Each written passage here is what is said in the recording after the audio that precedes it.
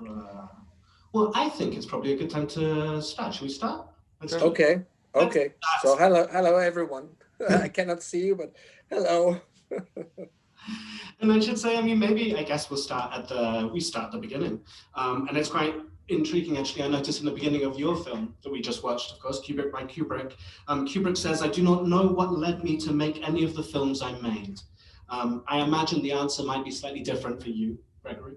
So maybe we can start at the beginning, and I can ask you what drew you to this project, and how did you what was the seed that then developed into the film that we just seen? Well, it's been years that I wanted to make a film on Stanley Kubrick because I'm a great admirer of his work and of his way of working. Not only his films, but the way he did his films. But as you know, there's been a lot of documentaries already done on him, great ones, really great ones. So I had to wait until I had the right idea to add something new, not in the sense to add more information, because documentaries are there to add information also to learn something for people who know Kubrick. I mean, but so it was more. So I had to find something new to add to the other films, and when I heard and I talked with Michel Simon, a film critic who did the interviews with Stanley Kubrick, and he made 4 interviews with him, and he had a long-term relationship, not a professional relationship. I mean, they were not friends, but they really respected themselves because they really loved cinema, both of them. So they had these kind of conversations, and Michel actually. I don't know if you know that, but he made a book, a reference book on Stanley Kubrick called Kubrick, and it was translated in a lot of countries. I don't know about Portugal, but probably in Portugal and Brazil. And he actually to do that, he audio taped Stanley Kubrick, not to use the tapes, but just to transcript, what Kubrick said, because Kubrick was very demanding on. Okay, you have to really to respect my words, and then he reread what Michel transcripted, and then he said yes. So basically, Michel kept these audio tapes, and I knew he had them, and the idea popped up. Of course, there's been a lot of films on Kubrick, but none of the films you have Kubrick. You can listen to him, and you can have his thoughts either on his films, on how to make a film, or analyzing his film, or on his viewpoint of as a human being on human beings as well. So that was really the only thing I could do. That was the only option, is to give him the words. And Michel, of course, granted right away the idea, and so we had these audio tapes, and I worked for. It's very, very long for a documentary. I worked about 2.5 years on that film, so it was very, very long. Because I hear, I read, I read something a few days ago. I think from someone who saw the movie and said, "Oh, it's very easy. He just sticked the words of Stanley Kubrick. It's very easy editing." It's not at all. If you read the book, it has nothing to do with that. I had to choose really the best thoughts. I won't say words, but the best thoughts of Stanley Kubrick in order to match with the narrative of the documentary and what I really wanted to what I had in mind, because it's kind of logical, although not non chronological, or it's not a filmography or biography. I didn't want to do that. I wanted to do something more immersive, more insightful, with Kubrick's own process and thoughts. Voila. Does anyone want to add anything to the conversation at this point? When and if you do, please just wave again. Yeah. Wave. All of us. No, no. I'm interested as well in terms of how many hours of those tapes were there that you were working with at the beginning, and maybe to talk more about the process of distilling Kubrick's words down to this backbone of the film we've just. I think there are about 5 to 6 hours for the whole interviews. So it was very difficult to choose. Making a film, and especially a documentary, as is made of choices and compromises, I would say, because I don't have 4 or 5 hours to tell a story, and we don't have the budgets. We have very small budgets to do documentaries, no matter if it's archives or films, clips, or whatever, or shooting as we did. So basically, that was very difficult to do. It took a lot of time, maybe about, I don't know, maybe 8 months or 10 months to really choose the right stuff, you know, in order again to find something logical in his thoughts and try to link. Actually, I try to find the common points in between all these interviews and try to make links, you know, with them. For example, the I think that the most important thing is the when he talks about man and the duality of man and violence, all that is linked in a lot of his films. So I didn't thought about making a chronology of that. I prefer to make a linking his thoughts deeply. So that's why I built it like that. And from the, I knew that there was going to be two parts in the movie. The first part is more on the artistic part, I would say, and how to, you know, the craftsman, how to make a movie, the worker, Kubrick, the worker at work, I would say. And then the second part of the movie is more insightful, and you go in deep of the all the themes that Kubrick explored in his movies. I actually, they were quite the same in all of his movies. That's why I found a lot of similarities, although a lot of his movies are different. You know, they are really different genres. It's really what characterizes Kubrick is really all these different kind of films, and still the meaning in deep is the same. So that was very important, and that's very powerful for a director. Mm. I think it's something that builds very much within your film as well. I think the way you choreograph the clips of films in a non-chronological order allows us to be more immersed again into his mind, into Kubrick's mind, and gesture, philosophical gesture towards film. Was there a question? Yeah. Yeah. Would you be okay to go to the mic? So. Oh yeah, please, a microphone. Thank you. Hello, can you hear me? Hello. Hello, can you hear me? Yes. Okay, great. So I think that the documentary was focused in the most known or famous movies of Kubrick, but there is one that it is not referred during the documentary, which is Lolita. Lolita and the Killing. And the Killing, but the Lolita is one of the most known movies from him, and Yeah. it is not focused in the documentary. Well, for a lot of for a few reasons, but the first reason is that he doesn't talk about it with Michel Simon. So basically, I couldn't use it. He mentions it once, I think, in an interview, and secondly, I think it doesn't matches really with the narrative and the crescendo in the movie, going and talking about the duality of man, violence, everything. So it couldn't match. So that's why. I mean, I didn't have the archive anyway, and lastly. We didn't have any budget to put movie clips of Lolitas, because, you know, we were it was very tight budget, so we had to make choices. And to me, Lolita is, of course, is major in his filmography, but of course he only did 13 films. So we talked to, I guess that we talk of all of his films except Lolita and the Killing. So of course people notices it. So I got that a lot, actually. A lot of people ask me the question, and probably I think I understand why. I understood a few weeks ago when I was in a screening in the Festival of Deauville. At the end of the movie, you see the Lolita's glasses. And probably it makes people think about it. Probably, I don't know what about you, but what was that Was that a problem for you, not having Lolita or The Killing? No, it's not a question of a problem, but I think it is.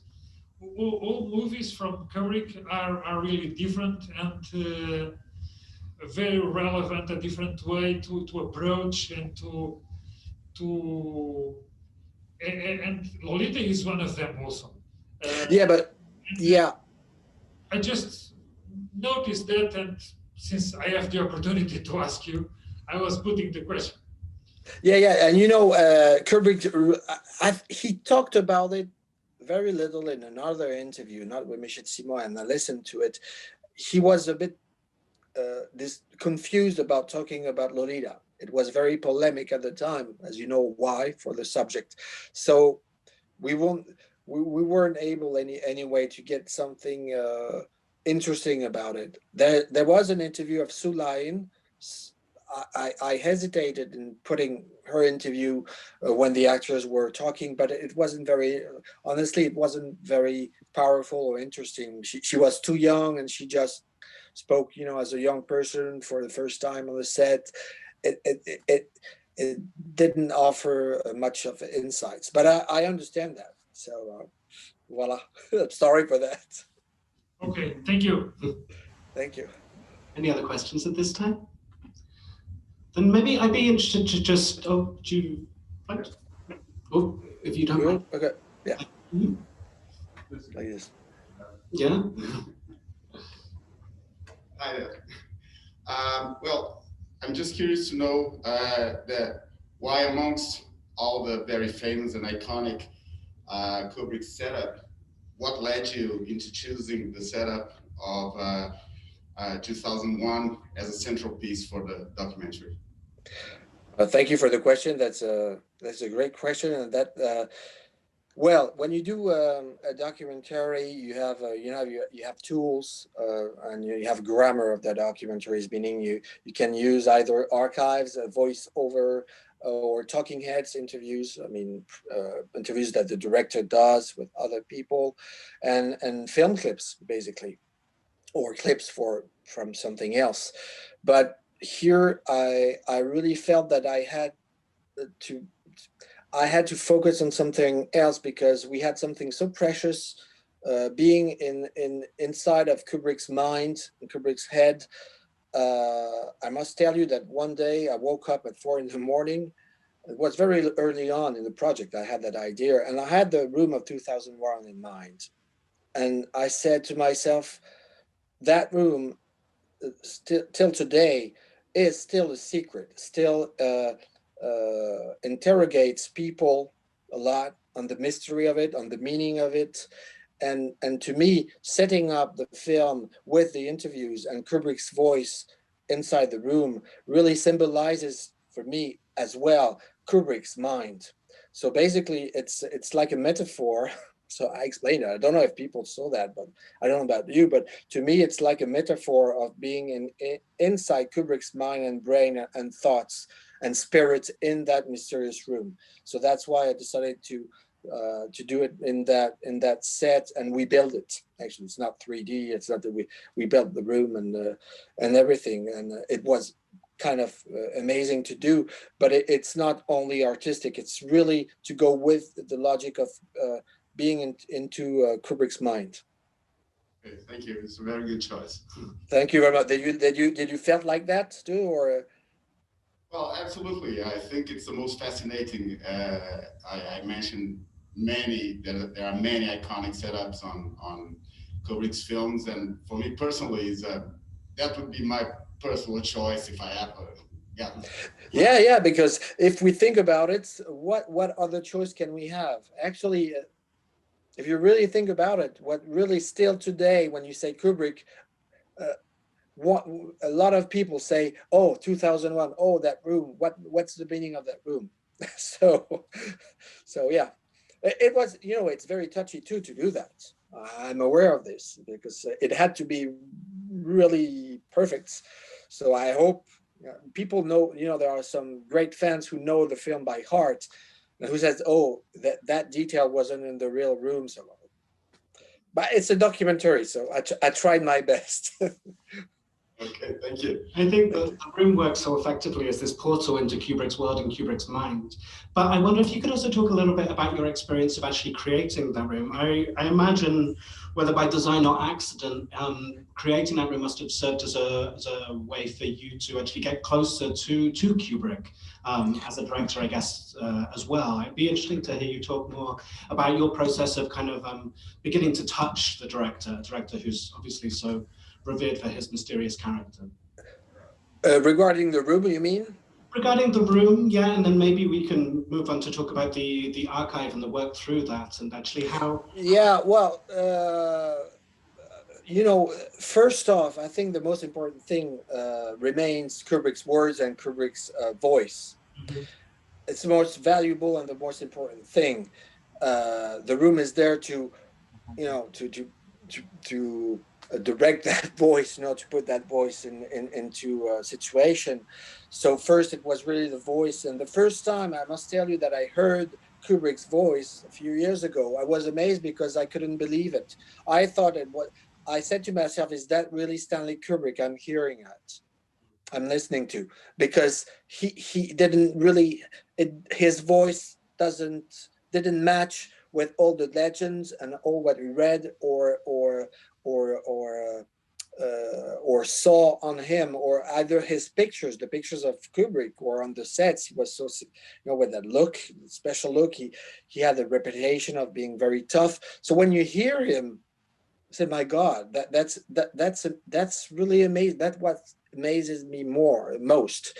And then for the room, it took about a month and a half to build the room, and actually we shot it in Poland because we had a Polish co-producer, and they over there they have great crew, and they were specialists of these kind of reproducing people who worked, for example, with Wes Anderson on the Grand Budapest.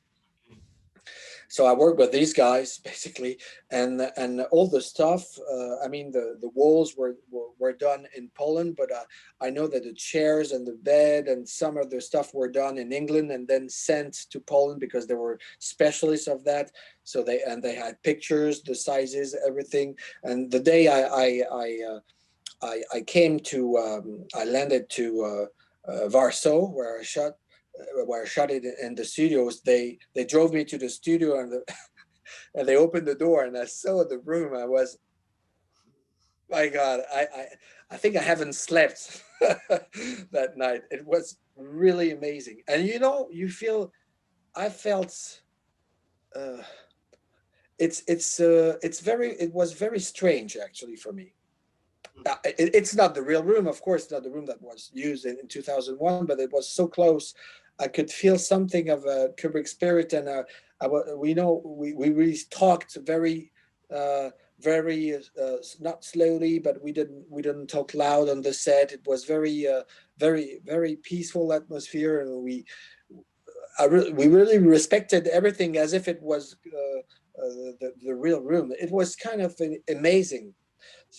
And of course, I had the impression to get into his films, but also into his mind. I always had, when for each shot, I knew what I was gonna put, what words I was about to put in that kind of shots, like the TVs or the tape recorder. I knew what he was saying at that time, so I found a way to move in the frames, to decide of the frames, the camera, and everything, so the lights. So it was a very specific work, like on a feature film. I did a few fiction before, not features, but like short films, and I've been an actor too, so I knew what was I'm used to movie sets, so it was I felt very comfortable but very respectful, and honestly, the feeling was, it's difficult to describe the feeling all the crew had. So it was amazing. It was really amazing. You can imagine, I mean, it feels like a very reverent space, I'm sure it was to be within as well. And of course, your film starts and ends with Kubrick's life. And can you hear okay? Yeah. Oh. Very well. There's a problem with the sound. I can't hear you. We hear you fine. I'm sorry if it's me. I'll try and be very as clear as possible. But can you hear me okay? Now, yes, yes. Aha, okay. I was just saying, in a way, you know, this room seems to also function almost like a mausoleum or something, with the props as these reliquaries of Kubrick's life. And your film, of course, begins and ends with Kubrick's death and operates as a kind of resurrection, especially allowing us to hear his voice. Yes. When you see him like a kid, yeah, as a little kid, yeah, I felt it was very moving. I don't know about the audience or you, but I felt it was so very moving to see him young as a kid again at the end. It has something positive, you know, as if life goes on, it continues, and maybe it continues somewhere else. Well, again, it's kind of a metaphor, but I found it's very moving to see him like that. And especially moving, I think, as well as in the middle of the film when we get a rare glimpse into his home Yeah, movie. yeah. Maybe if you could talk a little bit more about the context of that footage and how you found it and discovered it. The yeah, well, you know, it belongs to basically to the family. We had when you want to make a movie on Stanley Kubrick, you must know that you have to go and ask the permission to the owners of his rights, which means the Kubrick Trust. When Kubrick passed 21 years ago, there was a Kubrick Trust who was made for his memory, and it was out of the question for us to make a movie on Stanley Kubrick without the permission of his family and the owners or the Warner Bros. There's a lot of films, a lot of documentaries are done with fair use. I know probably you heard about that. Fair use is when you can use whatever. You have a lawyer and who allows you to use whatever you want, but you have to say things in a certain way, and then you don't have to pay for anything or to ask for permission. That wasn't our goal. I mean, we asked permission for Michel Simon. We had a contract with Michel Simon, and we asked permission to the Kubrick Trust to do that.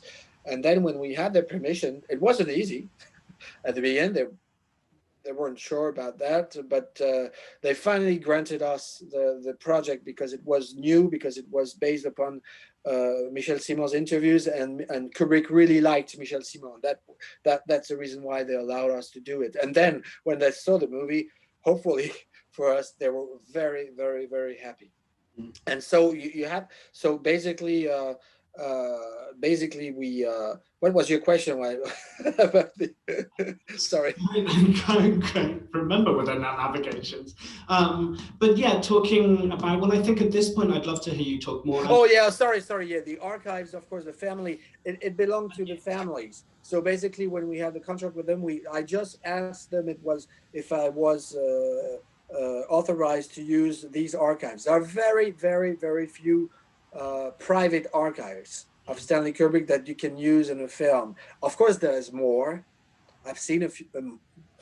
I've seen more or read more or saw pictures, but they didn't want me to use it because, you know, it's not about. I know Kubrick fascinates people, and especially for his private life, because he was so secret and people want to know more. But he kept really. He protected himself from that. So even today, the family wouldn't grant, you know, to go too much into his private life, and that wasn't the goal of that film. The goal of that film is really to listen to a great master of cinema talking about his art, his films, the art of cinema, his themes. But we were, of course, I think it's interesting to have these moments, these private moments, to me, which really humanizes Kubrick. Actually, you know, my goal for that film was really to humanize Kubrick. If I only had to sum up the film, that film as, I think, a human part of Stanley Kubrick. You know, to all the other films and all what people think about him, what the thoughts of and what you read and heard about him. When you hear him, it's so very different. You know, it becomes really human. You feel close to him. That's really what's my objective for that film. So basically, the archives, yeah. Uh, so we had the chance, of course, to with Jan Harlan, who was his producer, his stepbrother, and he was very nice to us, and he made a great film on Stanley Kubrick, Life in Pictures, 3 hours. It was beautiful. So I had to do something else that could be added to that. Mhm. And maybe we could tag back to your own relationship with Michel Ciment as well. I'm Yeah. intrigued by whether Michel needed much convincing or cajoling to be able to release these tapes, and then how your relationship with him perhaps developed over the course of making the film. I notice he's credited as artistic advisor, and it'd be interesting to hear about how you two work together as well. Yeah, well, basically, I knew Michel Simon for a few years, but because I did a movie a few years ago on Jerry Lewis, and he really loved Jerry Lewis, and he loved the film. And then, of course, I kept in mind the idea of making a film with Stanley Kubrick, and of course, talking with Michel Simon, I asked him if what would he think about a movie around Kubrick's and around his interviews about Kubrick. He absolutely, totally, immediately granted the idea. He was very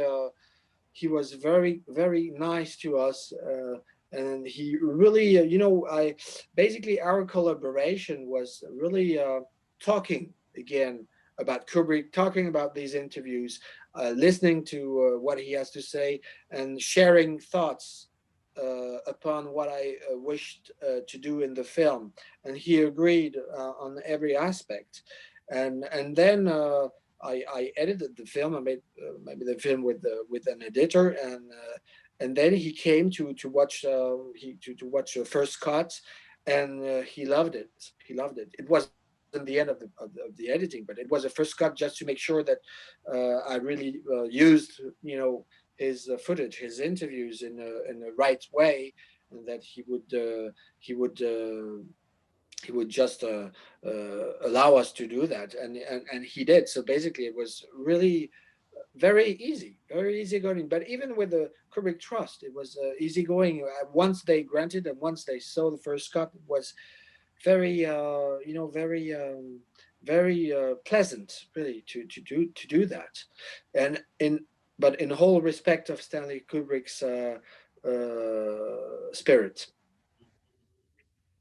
Any questions for anyone to ask at this point? There's Oh, Ola.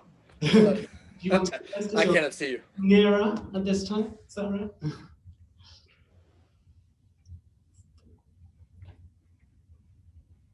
Hello. If you had to decide which side of the Kubrick movies do you like most, like emotional parts or the visual parts?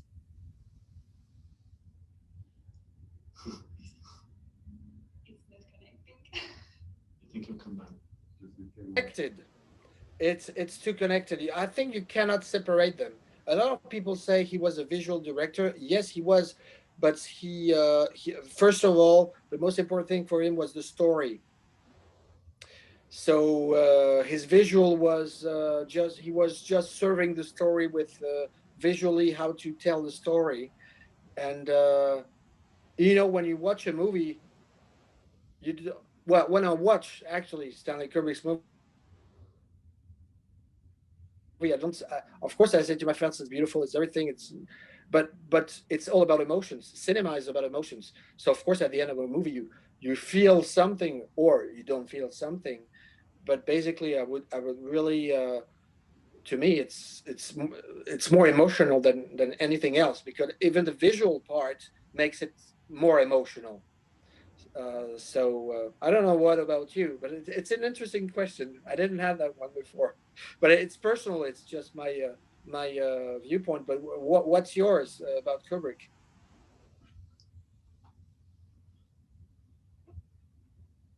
Okay, sorry, it was like a long word, but actually, I really enjoy the visual parts. But as you said, it's connected.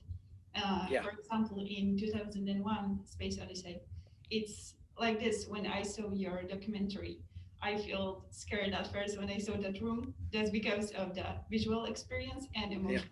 Yeah, so it's basically like connected. So thank you. Thank you. We're nearing the end of our conversation, but there's one more question here. Hello, it's not actually a question, it's more of a comment I'd like to share and hear your thoughts about it. So, you said you humanized Kubrick with your movie, and which I find it very true, and that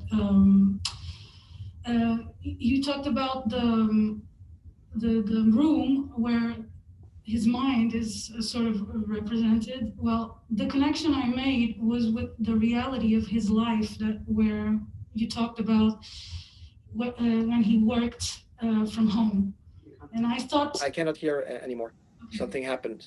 Are you listening? Oh yeah. Okay, now I have it. Sorry. Sorry. I So think- you were saying for the room? Yes, I thought it was meant to be connected with the fact that he worked from home. I think it makes sense in a way. And the fact that I learned this from your movie, that he worked also the scenarios nearby his house. So that's also very interesting, especially when in the abstract contents of his movies, that duality you talked about, good and evil, right and wrong. Are you listening? Yeah, but I now yes I can hear you. So there must be a problem with the connection with the microphone, but now I get you. So, as I was saying, the duality for mankind, humanity, is so intemporal, and in a way also spaceless. And it's ironic that he also always did his work in the same place. I just wanted to share the thought. I found it interesting. I don't know if it was intentional to connect this as I saw it from your point of view, but I found it interesting. And it's a great movie. You're very coherent, talking about Kubrick, and it's very fluid. Yeah, can you hear me? We can hear you.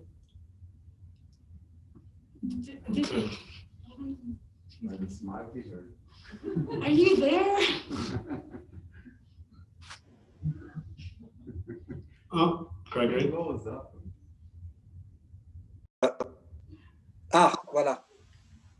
I have it. Can you hear me? Yep, we can. Oh yeah, okay.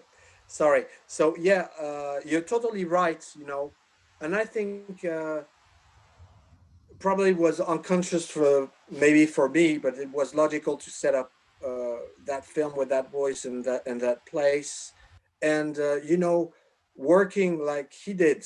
He was a big worker, and I think that film too, to me, and I think it's very important. I hope that film would be shown to film students, because I think it's a great lesson on the art and the craft of filmmaking. How a director like Stanley Kubrick worked, and how he worked, because it's all about work, and how did he kept his freedom, by working at his home or close to his home, but still he kept his own freedom, his all of his ideas and the artistic part, everything he kept it free, and he did what he really wanted to do. That's amazing. That's almost the only time in I would say maybe in film history that it will happen. Even today, all the people, the great directors, maybe Christopher Nolan or Spielberg, these guys who are compared also to Kubrick, even though they're not Kubrick, and there are a lot of differences, but they are not as free as he was. But if you want to be free, if you want to defend your ideas deeply, it's always possible, even if you're not Kubrick, because he's very humble about this. He was tough at work, but he really respected to how to tell the story, because he adapted books basically. So it was all about, it's, to me, it's a big lesson of cinema, listening to Kubrick again, and I hope that people would sense it that way. Voilà. We need to wrap up shortly, but I just want to take the opportunity to ask you a final question. the film takes us on a very elegant journey and careful choreography through Kubrick's life and work. Again, presenting with this kind of, with this both honesty and transparency of his own words, his thinking. But making a film is also a journey. And I wondered if you could just describe the journey that you went on through making the film, mostly in relationship to your opinion or relationship with Kubrick as a character. And he is obviously the character of your film. Yes. Had a huge magnetism towards him to find the drive to want to create this film. But after 2.5, 3 years of delving through the archives, I just would like to know how your relationship to him as a character or how your opinion of him perhaps changed over the process. My opinion didn't really change, and because I knew he wasn't the guy that a lot of people described. See what I mean? The legends, the crazy guy, the paranoid. I knew that. I knew he wasn't that because I read things. I spoke with Michel Simon even years ago.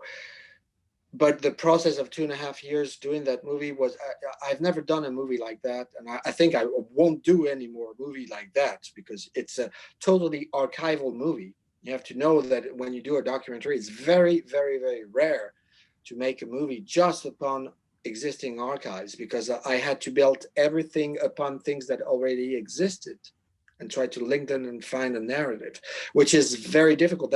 That's why it took so much time. And that's why a lot of documentaries don't do that because it's too long, it's too expensive and everything. But for Kubrick, I really needed to do it. And I had so much of respect for that man. He was so badly reviewed at the time by a lot of critics. It's kind of unfair. So I really, time going on, in the process, I really felt closer and closer to him. And at a point that I regretted sometime not to take a phone and call him and ask him questions myself, because I lived with his voice for more than a year editing it. So I felt so close. So of course, when I say humanizes, it's really what I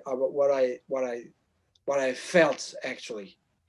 I don't know if that film humanizes Kubrick more than other films, but that's what I felt in the process.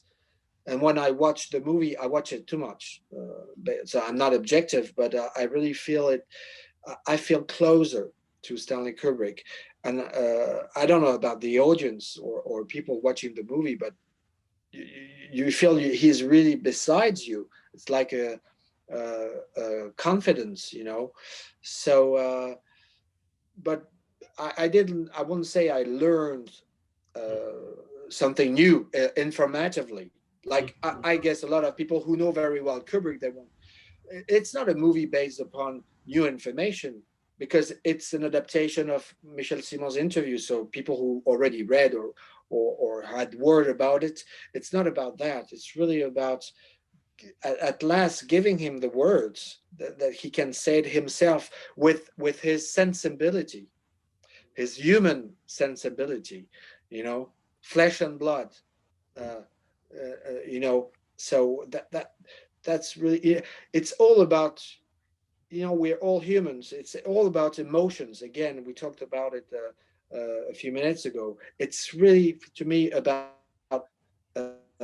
emotions. And I felt a lot of emotions. Of course, I always will have a lot of respect for Kubrick, but I really wish I could have met with him, actually, like a lot of people, but probably in a different way, because I think if he's still there today, alive in people's minds, and for film students or for educative purpose, it's for one reason, because his films don't age.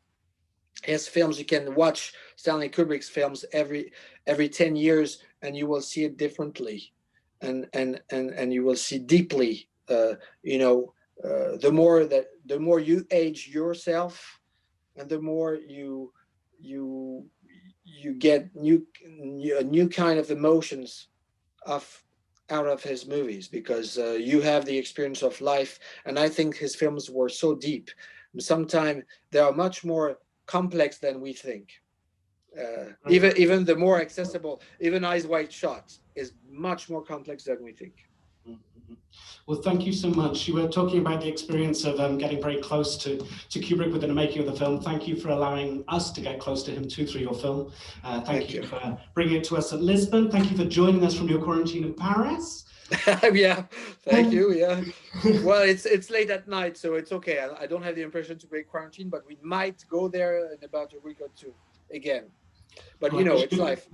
Good health to you, good health to all of us, and thank you for your film and for sharing. Yeah, keep safe, and thank you to the audience. I haven't seen you. Is there a way I can see? Or say hello? Yeah. Oh, bonjour.